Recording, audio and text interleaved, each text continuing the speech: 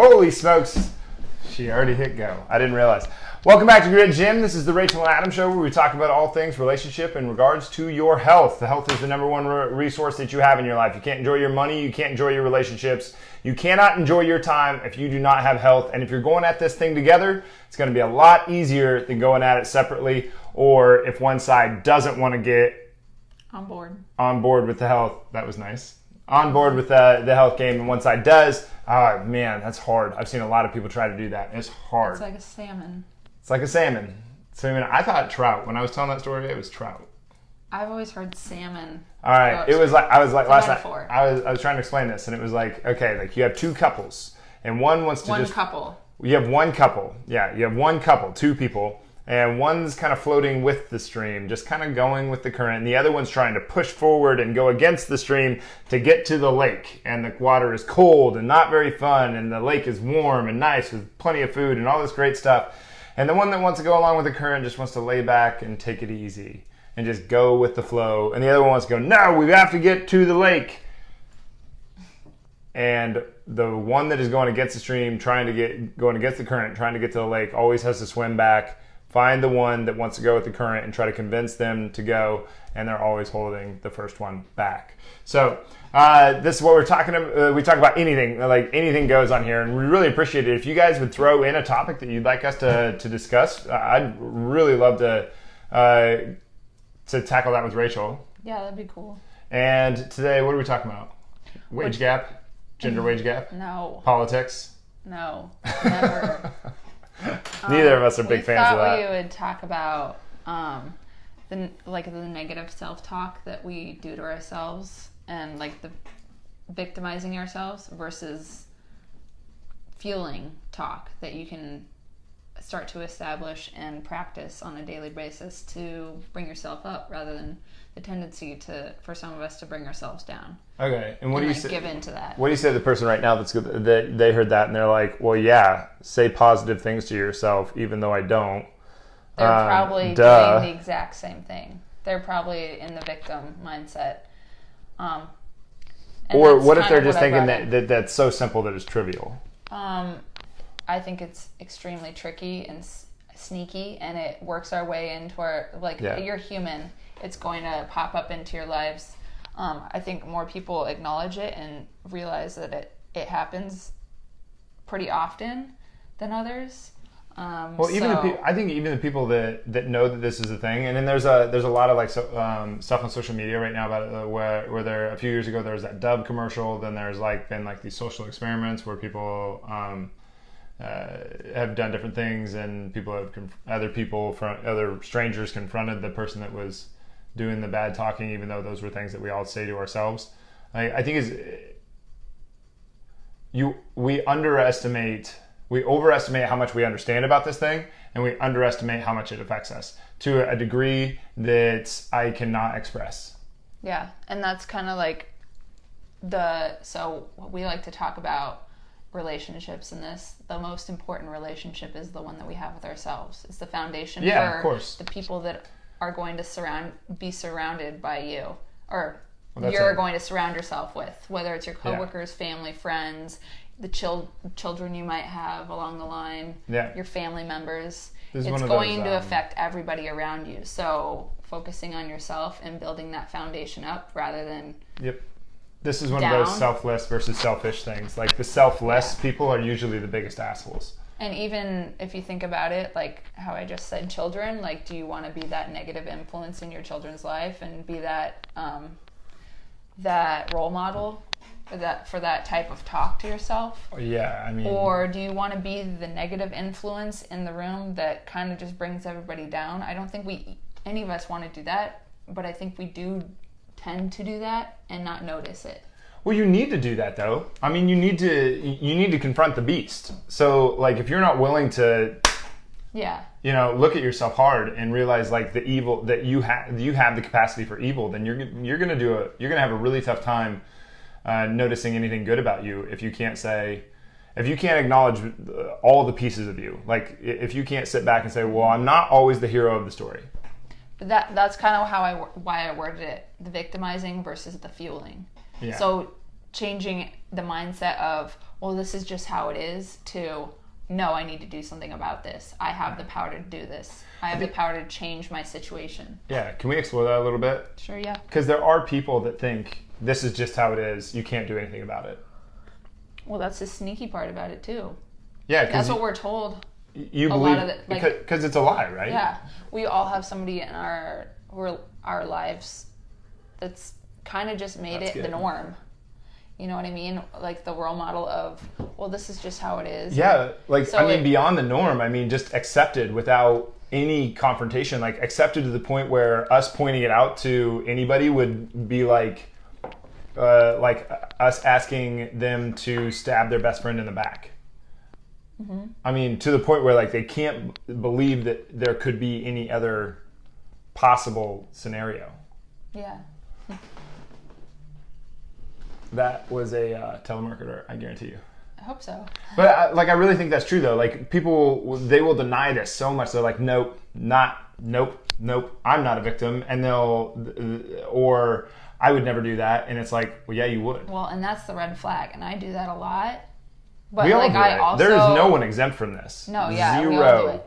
But like in the moment when somebody's telling you something or telling you something about yourself that you don't necessarily like, it might be a learning moment, which it happens a lot. Like I remember when I was in, I was in high school or early high school, and I remember 3 of my friends kept saying the same thing, like, you always like to argue, and after a while it was like, I didn't want to hang out with them because they always were like ganging up on me and telling me that I like to argue, and I'm like, well, maybe I like to argue. And maybe they're right. And maybe I am being like... Yeah, well, that's the thing. Maybe I am being the negative influence in that conversation. So I had to take a look at myself. That's a early learning experience. You have to start questioning, right? Yeah. Instead of arguing with that, I had to start questioning and be like, if this is a pattern, then maybe there's something to it, and maybe I need to explore it and not just take them coming at me as like they're ganging up on me. Maybe it's a way that I can, it's a mirror on my behavior. Yeah, so maybe. that I can acknowledge it. That's the idea by not killing the messenger, right? Yeah. It's really hard. Like the Gloria Steinem quote, "The truth will set you free, but first it's going to piss you off." Like I think that's the messenger. True. Like you get the message. Like the person that reflects what you don't like about you. Or the things that you don't like in other people are usually the things that you don't like about yourself. The things that you notice in other people that you don't like are usually the things that you don't like about you. And in that moment, you're getting a message, and they are the messenger. And it's very easy to be like, fuck you, asshole. That's not but really, you're saying that to you. We talk about don't kill the messenger. We've had shows about like surrounding yourself with people that don't just stroke your ego. Yeah. Like having like a true friend will tell you, hey, this is what you're doing. Yeah. Hey, this is like, hey, like there's spinach in your tooth. They might not want to hear that. Nobody wants to hear that. Yeah. But that's one of the things I appreciate the most about Amber is like, she just will kick you the real deal. She's like, this is what I think. It's like, Amber is his assistant, if you guys didn't know. Assistant sounds too... Well, what do you call her? I don't know. She's Amber. Amber. She's the operations manager. She's fantastic. your Amber. Yeah. Yeah. So she's my Amber. Yeah. Anyway, she always kick you the real deal. Like, hey, you got a booger in your nose. Okay, thank you. I don't think she's ever told me that, but it's possible. Many times. Yeah, every day. But yeah, so I wanted to explore, why do we do this? Why do we go towards the victim route so easily? And not maybe, I don't know if you can relate to this, but it's a common personality trait of a lot of people that I think it's comfortable in the fact that you can say, well, I'm a victim. You put yourself, you take yourself off the pedestal and be like, well, it's not in my control. I can't control this. They're ganging up on me. Yeah. I'm the victim. So you absolve I can't yourself do anything. of responsibility. You're taking away the responsibility and the ability for you to change your situation. Yeah. So it's their fault. It's not mine. Like you absolve, even though it's like swimming in shit.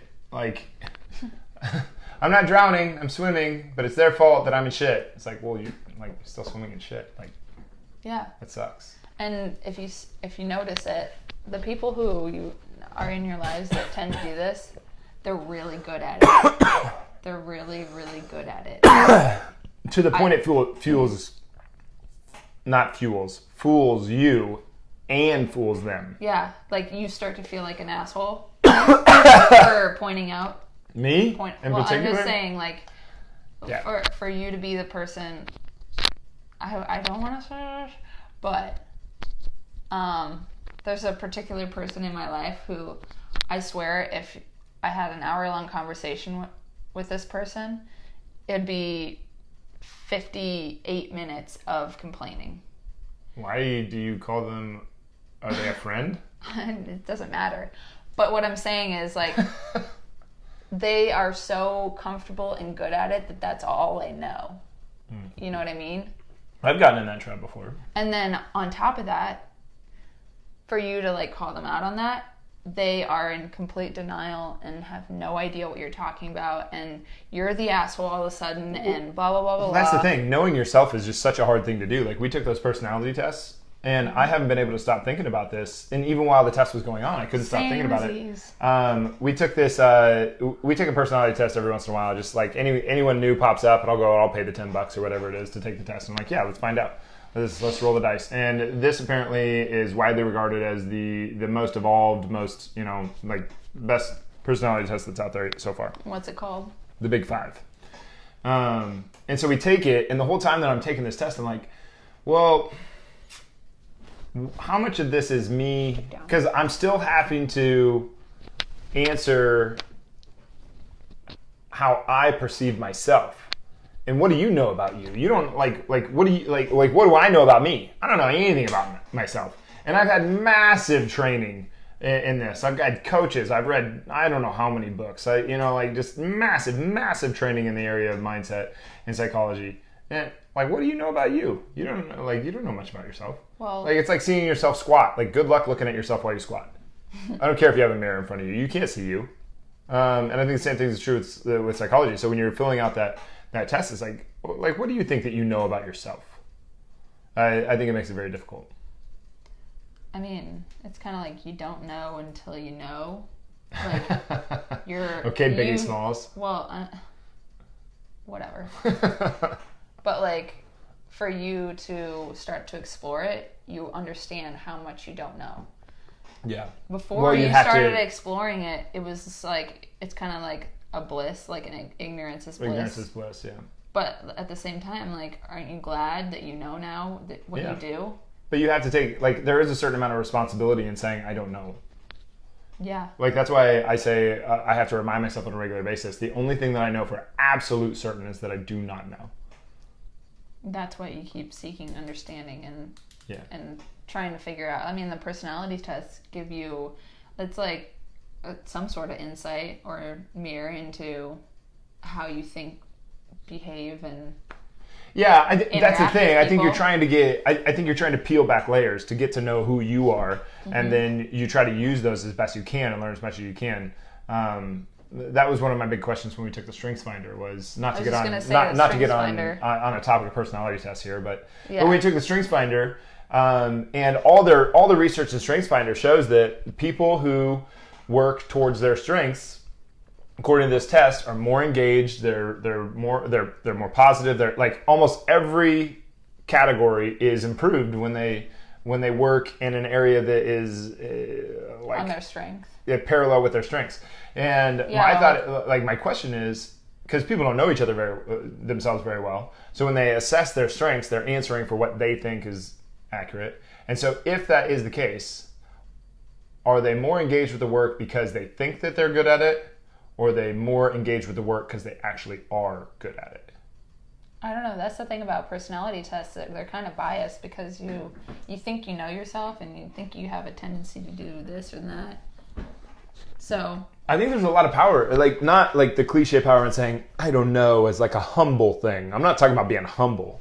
I'm talking about taking it down your defenses. Mm-hmm. So that you can, because like a wall is just as much a prison as it is a protection.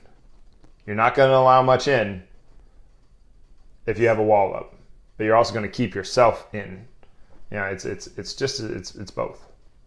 Yeah, being very truthful with yourself and kind of going from there, I guess. Hard to do. Yeah, hard to do. Hard to look at yourself and see the villain.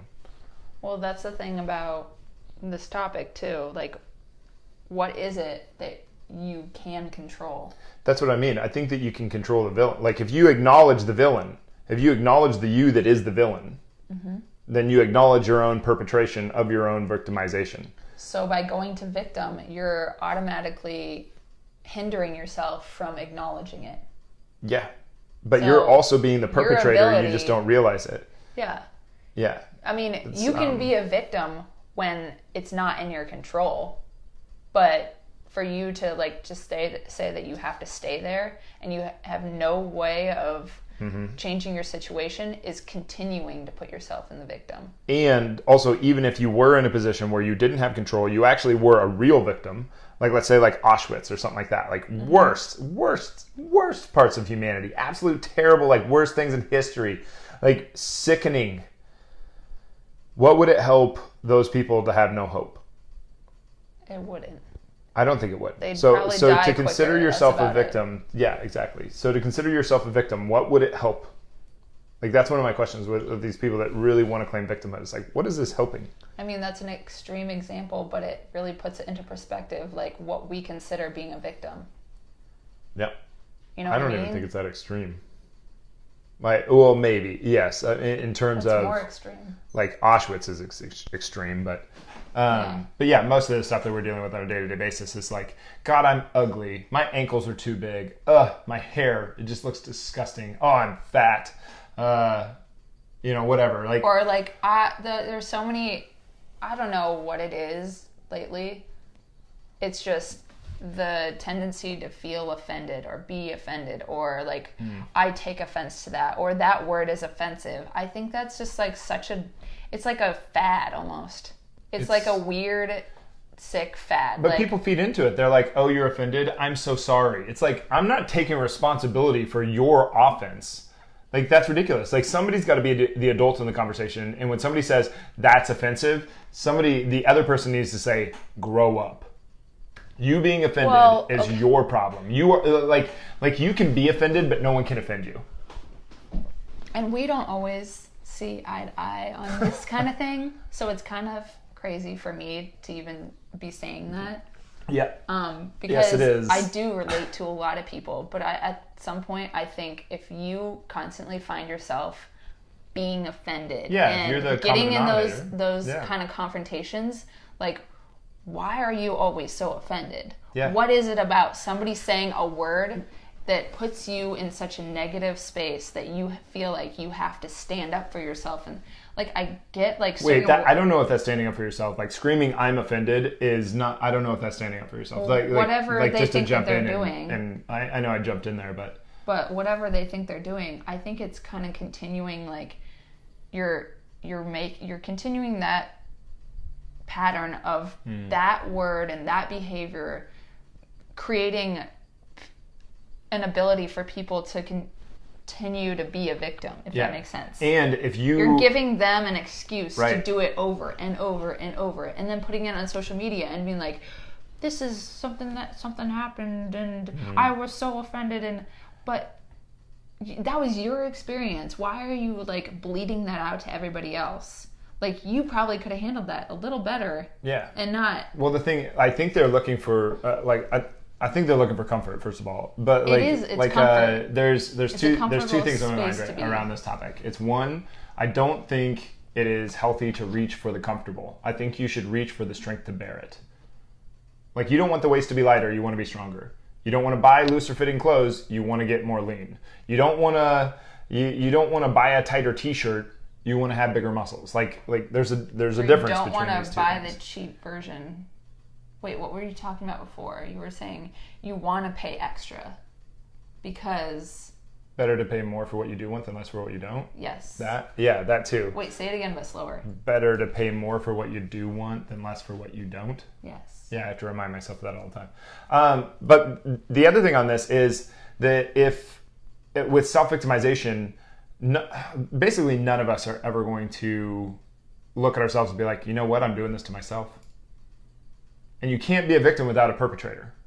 And so you will look for a perpetrator.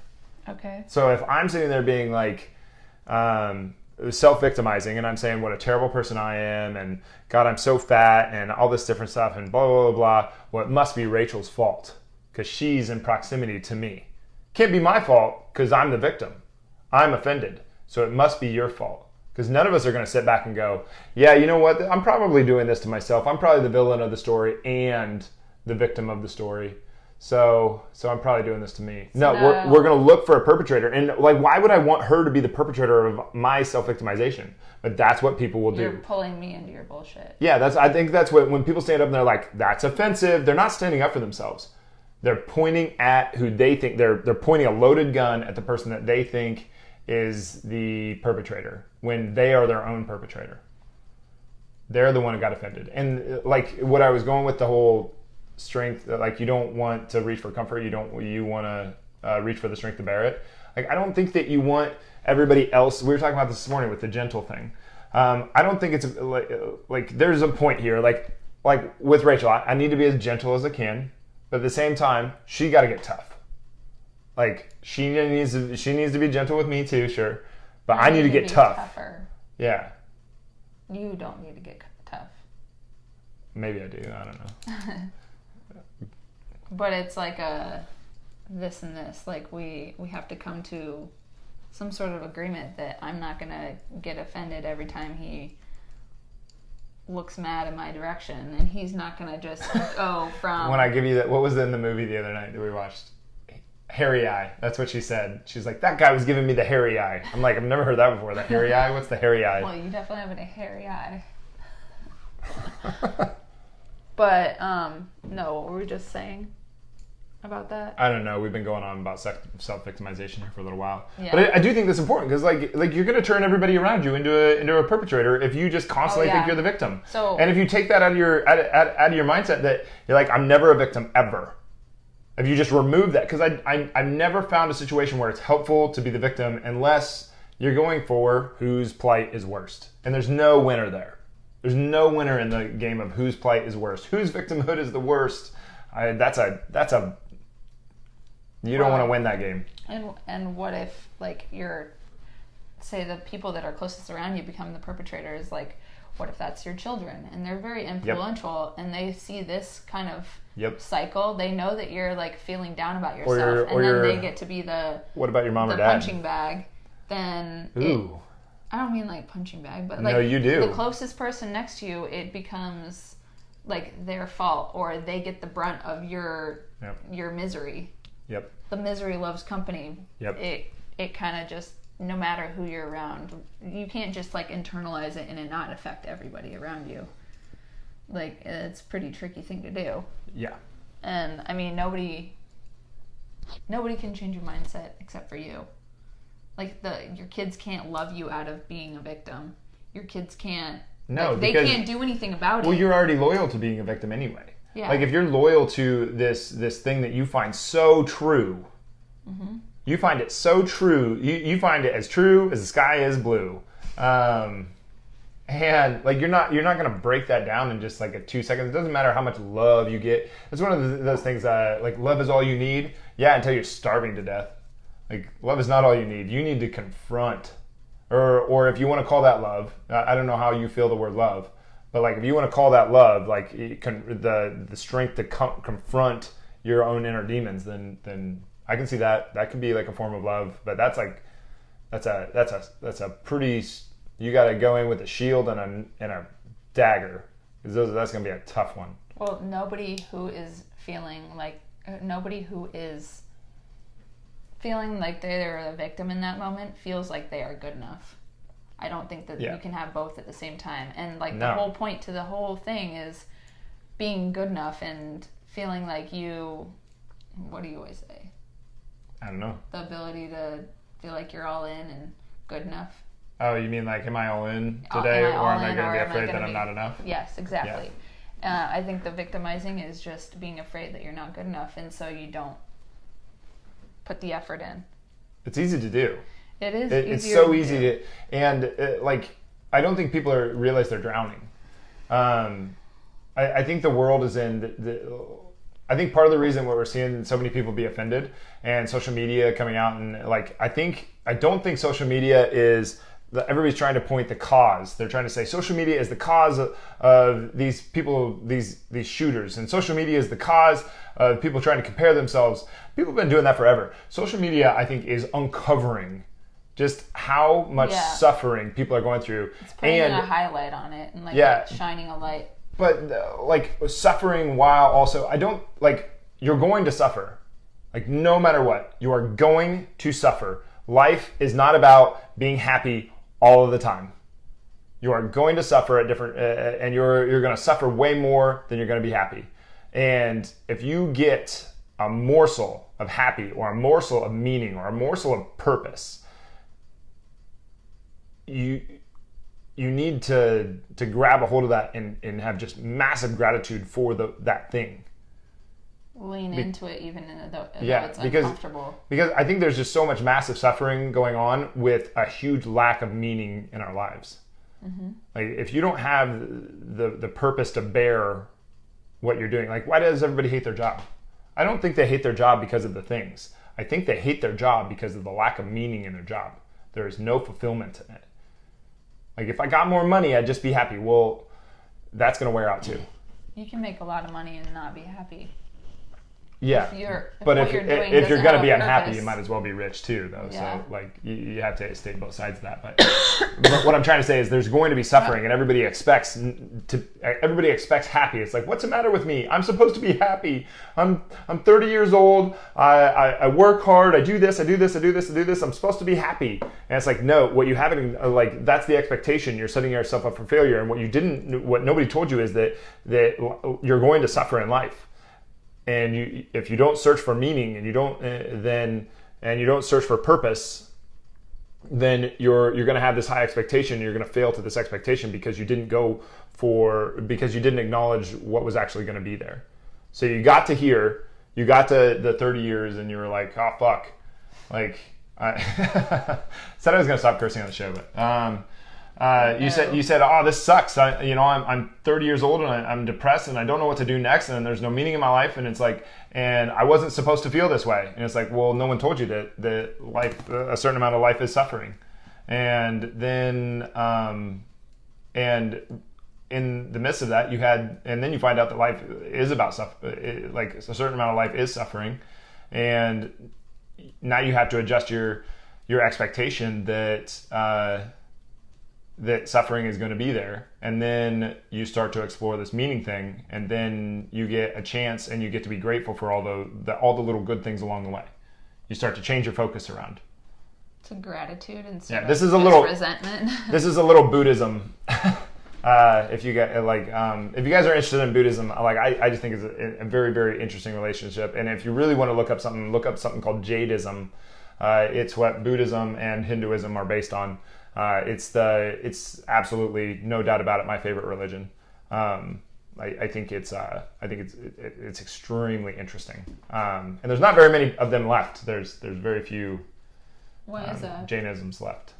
I don't know. It just branched off. Dying out. Hinduism said material possessions are good, and Buddhism said material possessions lead away from enlightenment, and they split off from Jainism, and I don't know, but it's a very interesting religion. But that's what they say. They, like, life is suffering. Now, if you can carve out a little bit of meaning, maybe you get to experience some good stuff to bear the weight of that suffering, and some of that comes into, like, being useful in the world, and to getting into this, like, these, like that's why they use meditation, is to try to, like, connect with different levels of themselves. Anyway, I'm going off on a tangent. Just gonna ask that, like, what is, like, so in one way we can be very good at victimizing and blah blah blah and all that. But what's another way that we can start to lean towards the other side if we're not as good as we are at the, you know what I mean? Like, we're very good at victimizing and putting ourselves down. Yeah.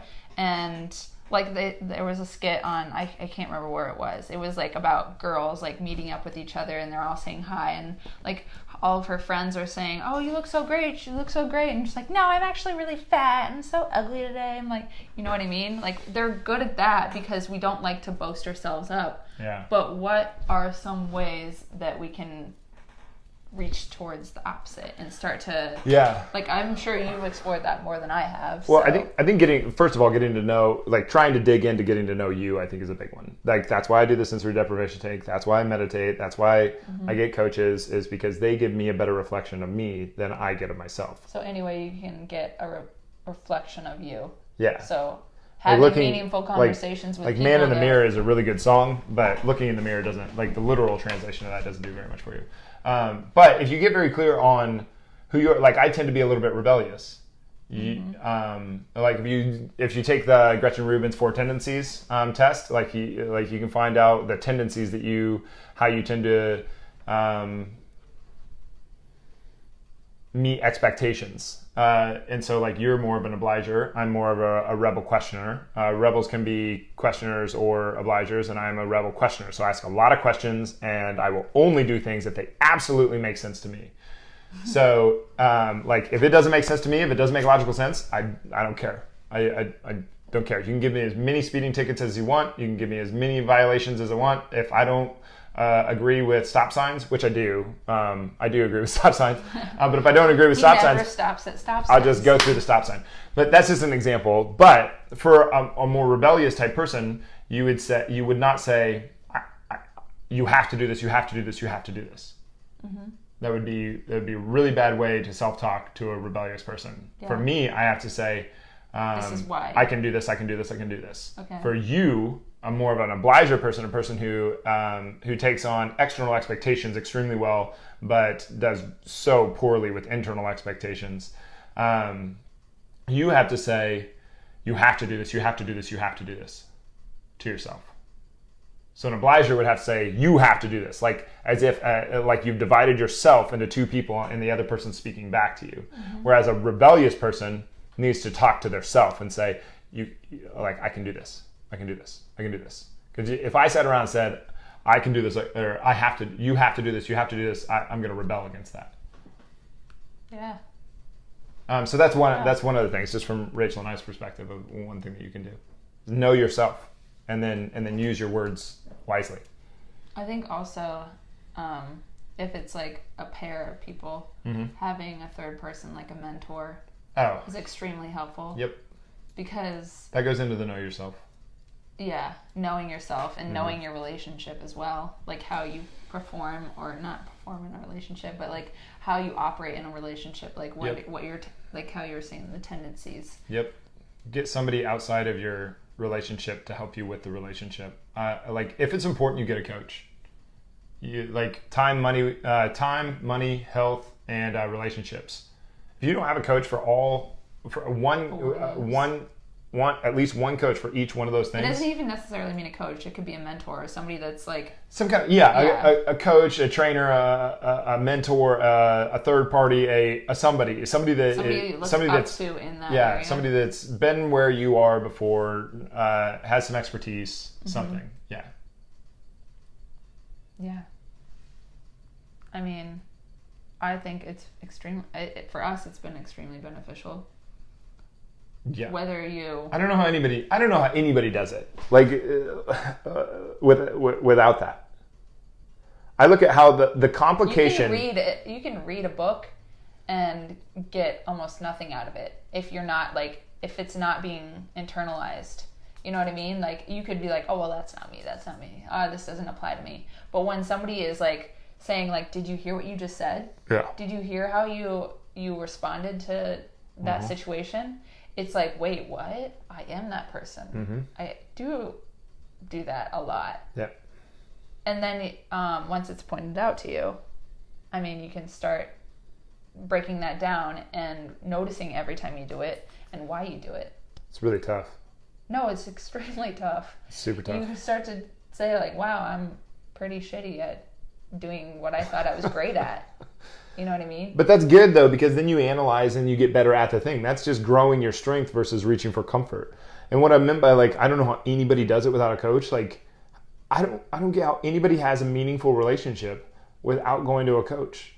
Like I know you didn't, but like I had like serious relationships before you. They weren't really, like I look back on them, they're like, those sucked. They sucked so bad.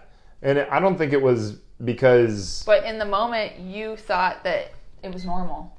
It was normal. Not in the moment. It was normal. It was a normal relationship. So it's what almost every relationship does. I don't know. It was extremely normal. But we're not going from normal, right?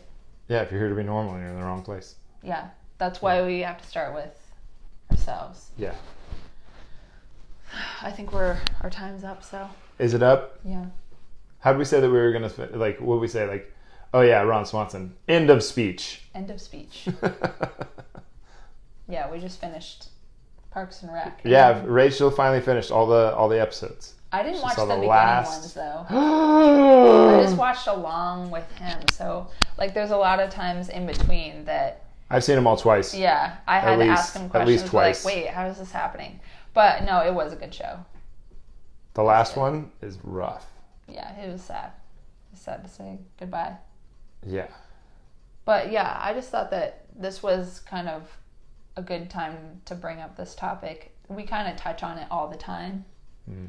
But really, like, none of this all matters unless we are nice to ourselves and give ourselves the credit to do all of this.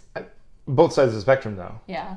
Nice to yourself. That's what I mean. Like, also means being hard on yourself. Yeah. Fueling.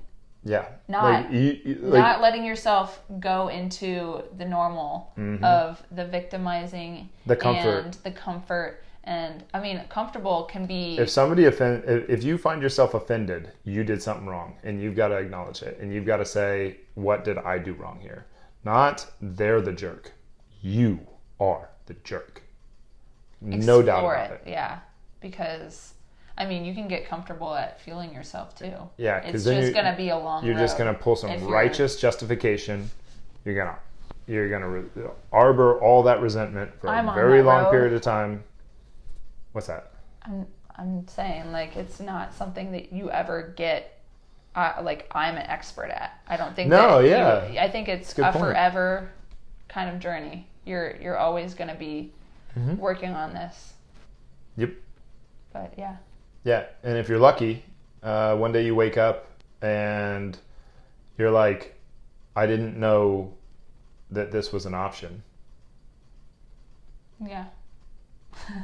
And you realize how much you don't know about life. Yeah. And you have this huge, humbling's the wrong word. I mean, you have this huge epiphany where it's like... I have so much more to learn. Yeah, I hit that, it was probably 2014. And I mean, maybe 2013, 2014, maybe even 2012, somewhere in those 2-3 years. I mean, and it didn't hit like a wrecking ball. I mean, it didn't turn my world upside down. Like, it turned my world upside down, inside out. Yeah, it was like, are my feet on the floor right now? Am I perceiving, like, is there a pen in my hand?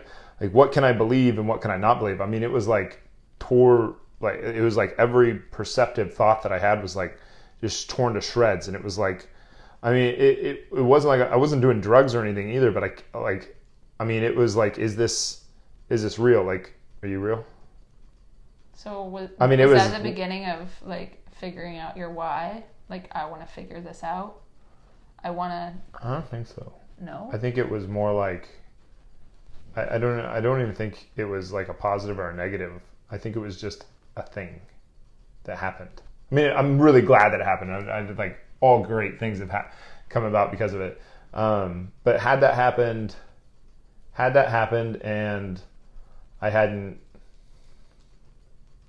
come to grips with the whole idea of reaching for strength, of like reaching for the uncomfortable, of reaching for and like really gone to depth with that, I think that I would have sabotaged that moment and been like, this is wrong. I have to go back to what I know.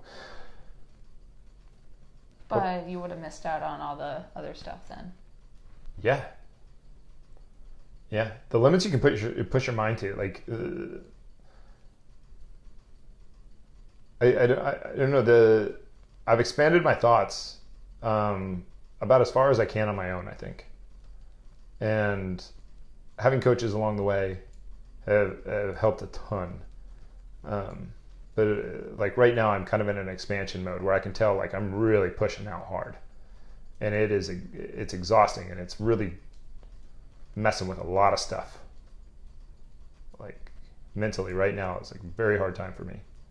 But it's because I'm pushing out so hard into this new, like reaching out, like pushing my thoughts to a new boundary that I didn't know existed. Yeah, this is a very very very weird time for me. Wow. Like I haven't talked with you about it because I just realized it kind of in the last 12 hours. But I've been doing it for about 2 weeks. It's not like I'm meant to. Like it comes in waves. So like right now it's like I got hit by a tidal wave of expansion. It's just like I don't know how to explain it. But in about 6 months I'll be able to explain it to you. Well, can't wait for that. Yeah, it's a pretty wild time to be me.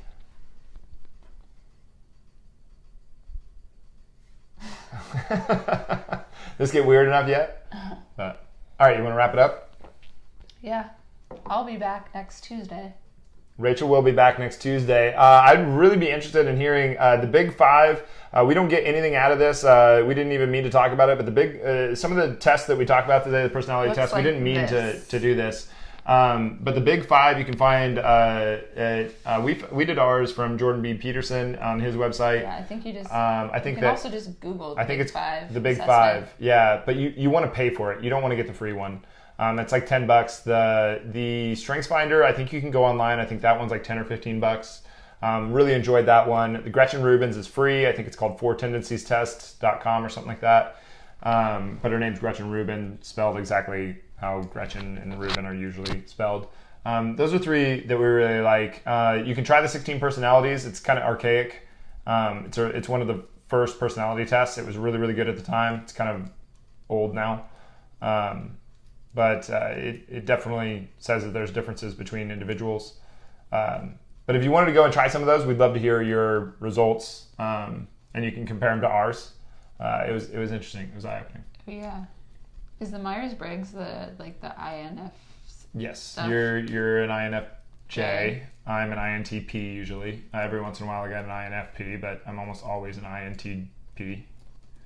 Yeah, that's always fun to align their personality with the person. Like I like looking at that. Yeah, and I think I'm just scratching the surface with the Big Five right now. I'm just starting to understand it a little bit more. So we'll have more to say about that later. Yeah, the self-authoring. Self-authoring is pretty interesting so far. I've only done the faults, so I'm pretty hard on that. Mm-hmm. Faults are kind of hard to get into, but you want to close it down? All right, thanks guys. As always, please like, comment, share by hitting the share button down below. That helps us out a ton. Facebook likes it when more people share our stuff. Also, we have the nutrition group coming up here. If you sign up by, the 21st? If you sign up by Friday, you get $100 off. Use Tribe18, all caps, at checkout, and that gets you $100 off. It's $297 right now, so you get it for $197. It's 6 weeks. You get an in-body scan. You get six palette expansions. You get a bunch of recipes. You get a grocery list. You get a journal. You get 6 sessions with a coach. You get an online course, which we're trying out for the first time. Usually you didn't get that before, so if you did the course before, it's going to be completely different this time. It's going to be way, way better. Amber did a ton of stuff behind the scenes that I think you guys are going to really enjoy. But you do that by going to the Grit Gym store. Down at the bottom, it says Nutrition Course. And you click there, and then at checkout, put in Tribe, TRIBE 18, as in 2018, and you'll get $100 off. But Anything else? I think that's good. I think that covers it. All right, thanks for being here, guys. Really appreciate it. And you'll see Rachel back here next week on Tuesday. And please put in the comment section a topic that you guys would like us to talk about. The more uncomfortable it makes Rachel, the better. Oh, gosh. All right, thanks for being here, guys. We'll see you soon.